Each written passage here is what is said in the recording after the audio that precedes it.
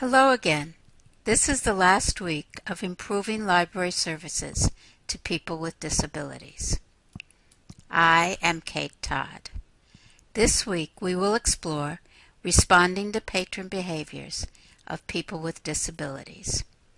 To begin this exploration, I have provided 3 stories about libraries and people with disabilities.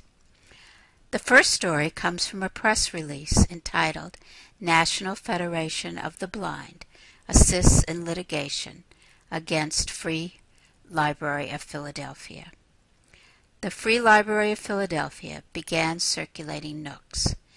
Since Nooks have no text-to-speech capability, they are inaccessible to patrons who are blind.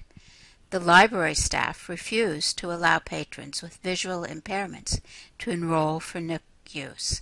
As a result, 4 patrons joined in a suit against the library. The second example, I'm a Bad Mom, Storytime Fail, is a blog from a mother who took her son to a library story time. The child has cognitive delays. The parent was upset about the responses of the librarian and volunteer in the program, who disciplined the child when he started running around and eventually asked him not to return to story time.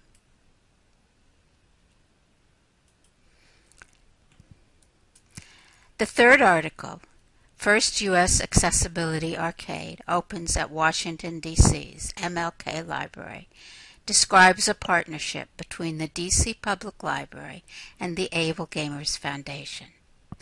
People with disabilities who play video games want to have the same opportunities as other gamers. It is estimated that 10 to 20% of gamers have a disability.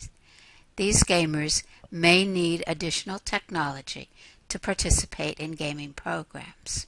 The MLK Library now provides a permanent accessible arcade for gamers with disabilities to test games and equipment.